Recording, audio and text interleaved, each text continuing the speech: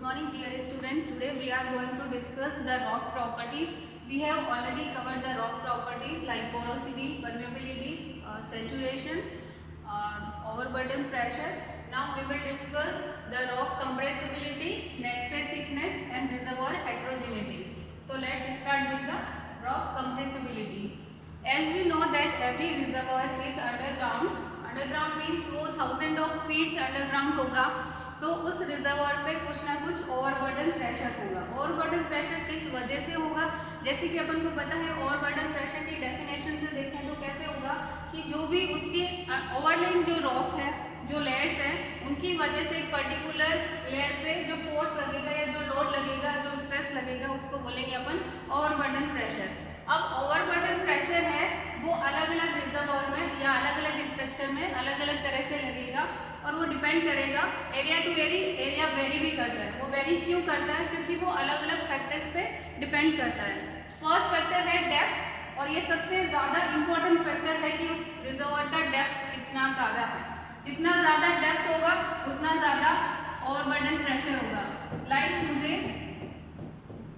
मैंने for example बोला कि 1000 फीट पे इस लेयर पे जो ओवरबर्डन प्रेशर होगा और एक होगा 2000 फीट पे ओवरबर्डन प्रेशर, तो ऑब्वियसली 2000 फीट पे क्या होगा, ओवरबर्डन प्रेशर ज़्यादा लगेगा क्योंकि डेप्थ ज़्यादा है। इसलिए डेप्थ सबसे इम्पोर्टेंट फैक्टर होगा ओवरबर्डन प्रेशर में। ठीक है, देन होता है नेचर ऑफ स्ट्रक्चर, मतलब वो स्ट्रक्चर किस टाइप की है, उसकी नेचर क्या है, उस पर भी डिपेंड करेगा। Then consolidation of the formation, अपना फॉर्मेशन है वो कितना कंसोलिडेटेड है। कंसोलिडेटेड मतलब वो कितना टाइटली कॉम्पैक्टेड है, कितना टाइटली पैक्ड है, मतलब जितना ज़्यादा उसमें मटेरियल मतलब मैट्रिक्स या ग्रेन ज़्यादा होंगे उतना ज़्यादा लोड ज़्यादा होगा। ठीक है, देन उसके बाद नेक्स्ट होता है जियोलॉजिक टाइम एंड हिस्ट्री, मतलब वो कौन से कितने टाइम ड्यूरेशन में डिपॉजिट हुआ है अपना फॉर्मेशन, एंड उसके अलावा उसकी डिपोजिशनल हिस्ट्री क्या है, उस पर भी डिपेंड करेगा। जनरली अपन जो ओवरबर्डन प्रेशर है वो 1 psi पर फीट कंसीडर करते हैं। ठीक है, तो इन ओवरबर्डन की प्रेशर पे उस रॉक पे कुछ ना कुछ जो भी उसकी रॉक के ग्रेन्स है वो क्या होंगे, कंप्रेस होंगे और उस पर कुछ ना कुछ फोर्स लगेगा, उसकी वजह से रॉक क्या होगी, कंप्रेसिबल होगी। ठीक है, अब एक होता है effective overburden pressure. Effective overburden pressure क्या होता है? अगर डेफिनेशन से देखेंगे तो वो होता है overburden pressure minus pore pressure. और पोर प्रेशर क्या होता है कि जो भी फ्लूइड है, जो भी पोर स्पेसेस है, उनकी वजह से जो प्रेशर लगता है उसको बोलते हैं पोर प्रेशर। जनरली अपन पोर प्रेशर है वो 0.5 psi पर फीट कंसिडर करते हैं।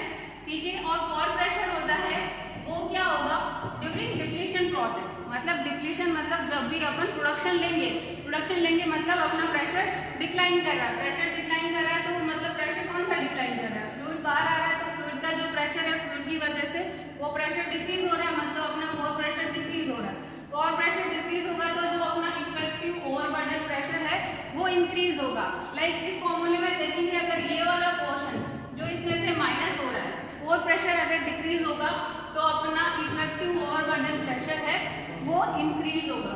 ठीक है, जैसे अपन इसका इफेक्ट देखेंगे अगर कि ये इफेक्टिव ओवरबर्डन प्रेशर है वो इंक्रीज हो रहा है, तो उसकी वो क्यों हो रहा है? क्योंकि अपना जो भी बल्क वॉल्यूम है, बल्क वॉल्यूम मतलब जो भी टोटल वॉल्यूम है रॉक का प्लस फ्लूइड का, अगर फ्लूइड का अपन बोल रहे हैं डिक्रीज हो रहा है तो टोटल बल्क वॉल्यूम भी डिक्रीज हो रहा है।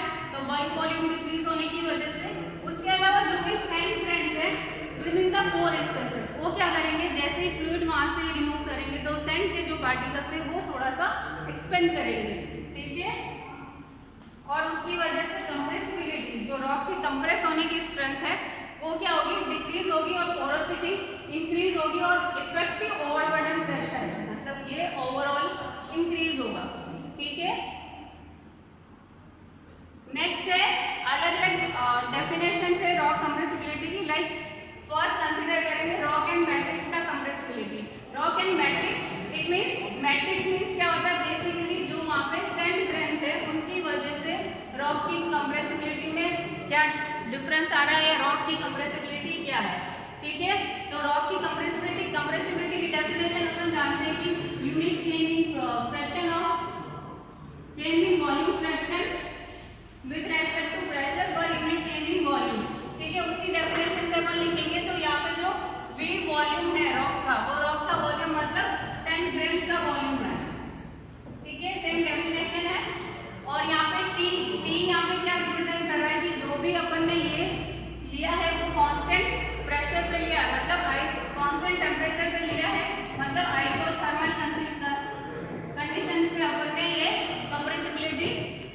डिफाइन करिए।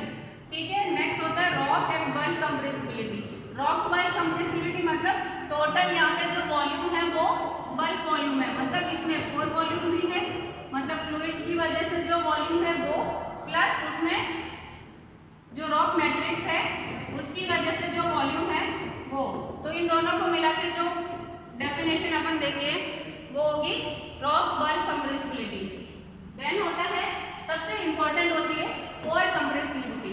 पोर कंप्रेसिबिलिटी क्या होती है, इसको रिप्रेजेंट करेंगे CP, P रिप्रेजेंट कर रहा है यहाँ पे पोर कंप्रेसिबिलिटी को। ये होगा fractional change in pore volume with respect to pressure with unit change in pore pressure. It means क्या हुआ कि यहाँ पे जो ये है वो क्या है, पोर वॉल्यूम है। पोर वॉल्यूम मतलब फ्लूइड का वॉल्यूम है। ठीक है, पोर्स के अंदर जो भी फ्लूइड है। अब अपन बोलते हैं कि जो भी अपना रॉक एंड बल्क कंप्रेसिबिलिटी है उसको अपन क्या होती है, वो बहुत स्मॉल होती है कंपेयर टू पोर कंप्रेसिबिलिटी। सो उन दोनों को अपन क्या करते हैं, नेग्लेक्ट करते हैं, और जो अपनी टोटल कंप्रेसिबिलिटी होती है, मतलब जो फॉर्मेशन की कंप्रेसिबिलिटी होती है, उसको अपन पोर कंप्रेसिबिलिटी के इक्वल कंसीडर कर देते हैं, ऑलमोस्ट इक्वल। ठीक है, तो इसको बोलते हैं फॉर्मेशन या टोटल कंप्रेसिबिलिटी या फिर पोर कंप्रेसिबिलिटी। अगर उसको पोरोसिटी की टर्म्स में लिखना हो तो उसको ऐसे लिखेंगे। ठीक है, नेक्स्ट है फॉर्मेशन की कंप्रेसिबिलिटी। ये फॉर्मूला था अपना, ये चेंज इन पोर वॉल्यूम था। ठीक है, अगर अपन को पोर वॉल्यूम में चेंज निकालना है कि कितना वॉल्यूम अपन ने वहां से रिमूव किया, या तो वहां पे कितना प्रेशर में चेंज आया पोर प्रेशर में, या कितना पोर वॉल्यूम में चेंज आया, तो उसके लिए अगर चेंज इन पोर वॉल्यूम निकालना तो उसका फॉर्मूला यहाँ से आ जाएगा। इसको इधर अपन भेजेंगे तो ये आ जाएगा। और इसमें एक बार गेट में भी क्वेश्चन पूछा गया है। ठीक है, और जो अपन लैब में निकालते हैं कंप्रेसिबिलिटी, रिजर्वॉयर की कंप्रेसिबिलिटी उसका हाफ होती है। ठीक है, और जो फॉर्मेशन की कंप्रेसिबिलिटी की रेंज होती है वो 3 × 10⁻⁻6 psi inverse two 25 × 10⁻⁻6 psi inverse, इतनी वेरी कर सकती है। ठीक है, अगर अपन ऐसे बात करेंगे फ्लूइड की टर्म्स में तो फिर गैस सबसे ज्यादा कंप्रेसिबल होगा, देन होगा ऑयल, देन होगा वाटर। ठीक है, नेक्स्ट है नेट पे थिकनेस। नेट पे थिकनेस कहाँ पे यूज होगी, जहाँ पे अपन को कोई भी इनिशियल ऑयल वॉल्यूम निकालना हो। इनिशियल ऑयल वॉल्यूम निकालना हो तो अपन को पहले पता होना चाहिए कि किस पर्टिकुलर लेयर में या किस पर्टिकुलर थिकनेस की लेयर में अपना ऑयल होगा, कितने में अपना ऑयल है, कितने में, क्योंकि वहाँ पे वाटर भी प्रेजेंट है, तो वाटर कितनी अमाउंट में प्रेजेंट है। तो इसके लिए जो नेट पे थिकनेस होता है वो काम में लेते हैं अपन जब अपन मैप वगैरह ड्रॉ करते हैं, जियोलॉजिकल मैप।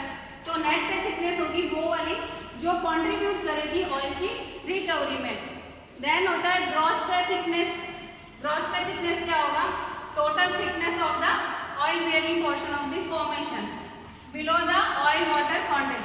इट मींस क्या हुआ, यहाँ पे तो टोटल थिकनेस हुई है कि टोटल थिकनेस कितना है जिसमें ऑयल का ऑयल बेयरिंग पोर्शन है। ठीक है, बट इसमें क्या करेंगे अपन, जो भी वाटर बेयरिंग या ऑयल वाटर कांटेक्ट के बिलो का पोर्शन है उसको अपन रिमूव कर देंगे। लाइक जैसे यहाँ पे ऑयल है, यहाँ पे वाटर है, देन यहाँ पे कहीं होगा ऑयल वाटर कांटेक्ट। देन अगर मुझे ग्रॉस पे थिकनेस निकालना है, ग्रॉस पे थिकनेस क्या होगा कि ये जो ऑयल वाटर कांटेक्ट के नीचे का पोर्शन है, मींस जो वाटर बेयरिंग जोन है या वाटर बेयरिंग पोर्शन है उसको अपन रिमूव कर देंगे, और ओनली जो यहाँ इसके ऊपर का पोर्शन है वो थिकनेस होगी, वो ग्रॉस पे थिकनेस होगी। बट ये रिकवरी, ऑयल की रिकवरी में कंट्रीब्यूट नहीं करती है। जो ऑयल की रिकवरी में कंट्रीब्यूट करेगी उसको बोलते हैं अपन नेट पे थिकनेस। अब इसको एग्जांपल से देखते हैं। नेट पे थिकनेस को निकालने के लिए अपन को क्या करना पड़ेगा, lower limit of porosity and permeability. अब porosity and permeability is the foremost concern for every oil and for any oil and gas reservoir। ऐसा ये दोनों चीज होगा जब भी अपना रिकवरी मिलेगी या नहीं मिलेगी। पोरोसिटी क्या बताएगी कि कितना उसका होल्डिंग कैपेसिटी है, कितना उसने फ्लूइड को होल्ड करके रखा है। परमेबिलिटी बताएगी अपन को रिकवरी कैसे मिलेगी, मतलब उसमें चैनल्स है कि नहीं है, वो फ्लूइड को ट्रांसमिट कर पाएगा या नहीं। ठीक है, then upper limit of the water saturation. उससे ज़्यादा वाटर का सेचुरेशन हुआ देन अगर उसको अपन कैरी आउट करेंगे तो वो कमर्शियल नहीं होगा। ठीक है, तो ये तीनों अपन को कंसिडर करना होगा और ये डिपेंड करता है कि वहाँ पे कितना ग्रॉस वॉल्यूम है, वो अलग अलग फैक्टर्स होते हैं, उसके अकॉर्डिंग उनकी लिमिट कंसिडर की जाती है। ठीक है, नेट पे थिकनेस या ग्रॉस फॉर्मेशन थिकनेस, इसको समझने के लिए अपन ने ये डायग्राम बनाया। फॉर एग्जांपल मैंने बोला कि डेप्थ है कोई भी फॉर्मेशन का, यहाँ पे ड्रॉप है कितना 4018 फीट पे, यहाँ पे उसका बॉटम है 4048 फीट पे। ठीक है, ये फॉर्मेशन का टॉप है, ये फॉर्मेशन का बॉटम है। Then from this to this, ये पूरा पोर्शन में वो होगा टोटल फॉर्मेशन थिकनेस।